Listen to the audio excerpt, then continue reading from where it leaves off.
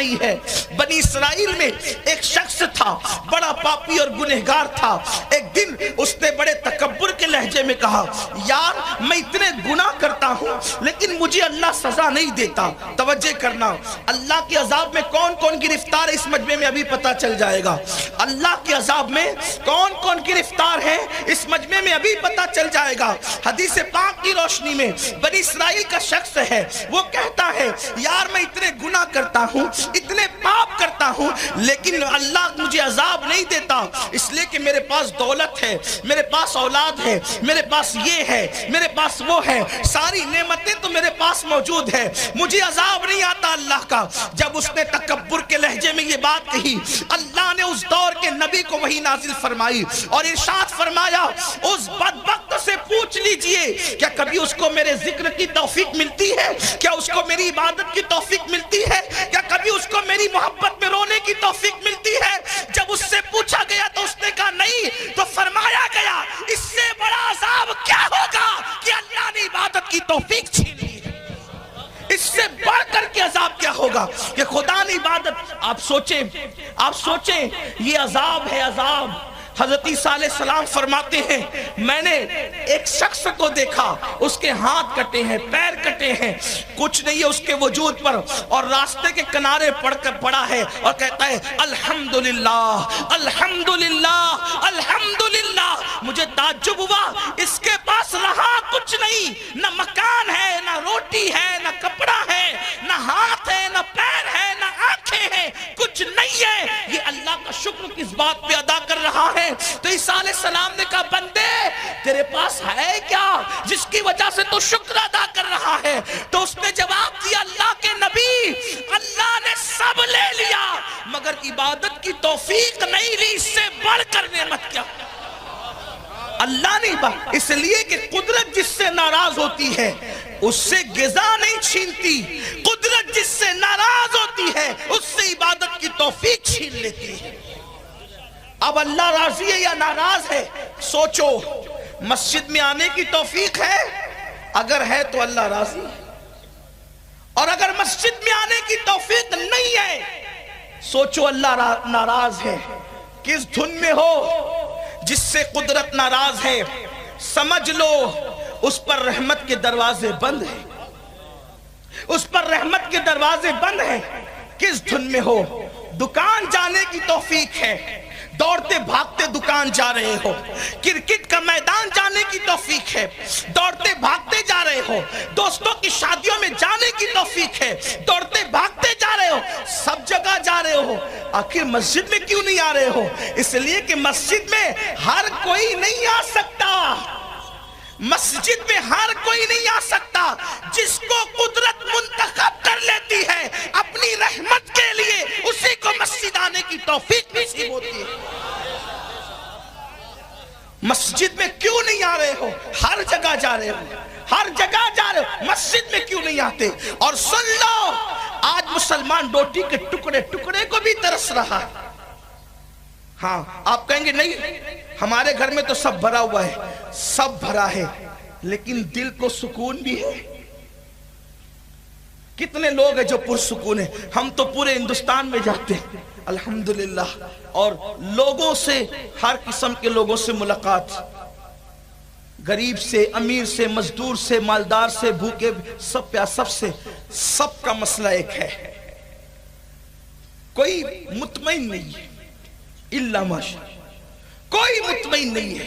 یہ مسئلہ، یہ مسئلہ، یہ پرابلم، وہ پرابلم، یہ سب چیزیں ہیں۔ کیا مسئلہ ہے؟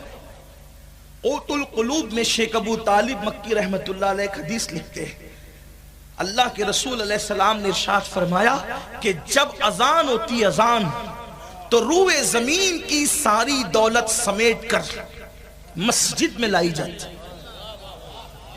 جب اذان ہوتی ہے تو روئے زمین کی ساری دولت سمیٹ کر، نعمتیں سمیٹ کر مسجد میں لائی جاتی ہے۔ اور اللہ کے رسول علیہ السلام نے فرمایا جو مسجد میں آتے ہیں اللہ انہیں روزی بھی دیتا ہے اور روزی میں برکت بھی دیتا ہے، اور جو مسجد میں نہیں آتے روزی تو دیتا ہے برکت نہیں دیتا۔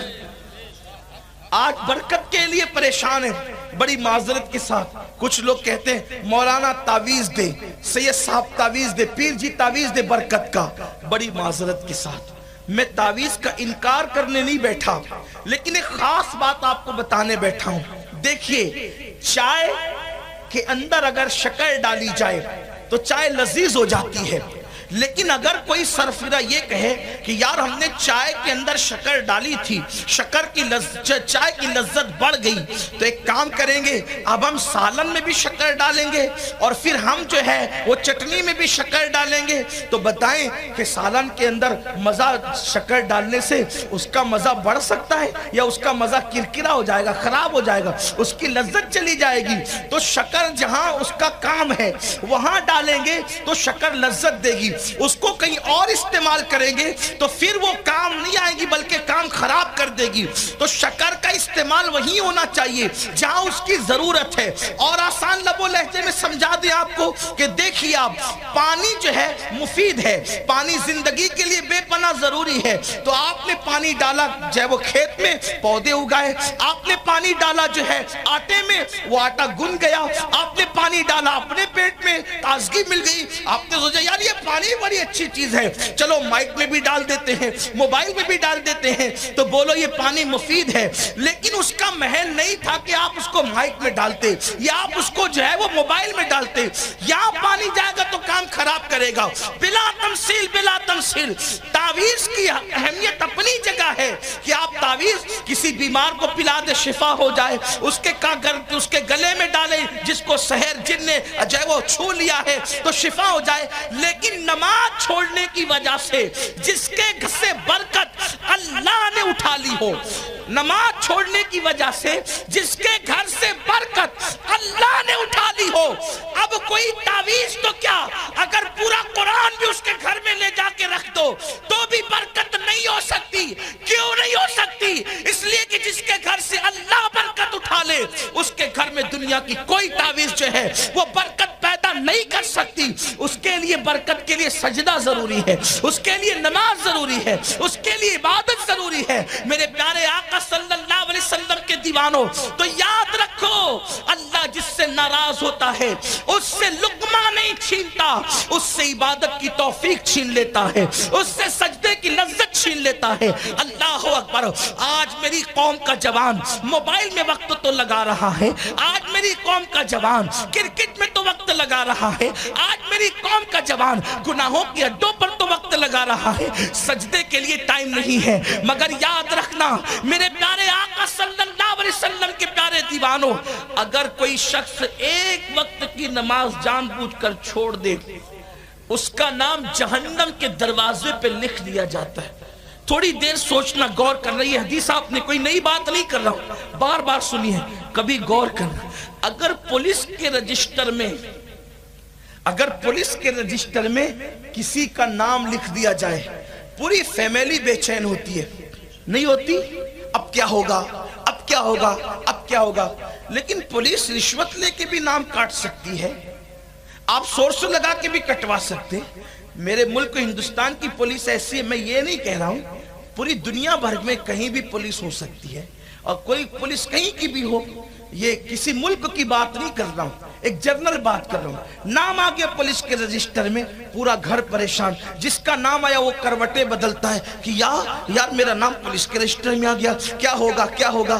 سوچو تو صحیح، اپنے جیسا انسان جس کو اپنے جیسے لوگوں نے نوکری دی ہے، جو اپنے جیسے لوگوں سے پگار کھاتا ہے، جو کبھی رشوت بھی لے سکتا ہے، کبھی سورس سے دب بھی سکتا ہے، اس کے رجسٹر میں نام آنے پر ہم اتنا بے چین اور بے قرار ہو جاتے ہیں۔ لیکن نماز چھوڑنے کی وجہ سے جہنم کے دروازے پر روزانہ آپ کا نام، آپ کے بیٹوں کا نام، آپ کی بیوی کا نام، آپ کی امی کا نام، آپ کے ابو کا نام، پورے گھر کا نام جہنم کے دروازے پہ لکھا جا رہا ہے۔ کبھی ہماری نیند اڑی ہے، کبھی ہم بے چین ہوئے ہیں، کبھی ہم بے قرار ہوئے ہیں۔ اگر نہیں ہوئے ہیں تو اس کا مطلب یہ ہے کہ ہم زبان سے محمد الرسول اللہ کہتے ہیں اور دل میں جو رسول اللہ کی بات پر یقین ہونا چاہیے، شاید وہ یقین ہمارے دلوں کے اندر نہیں رہ گیا ہے۔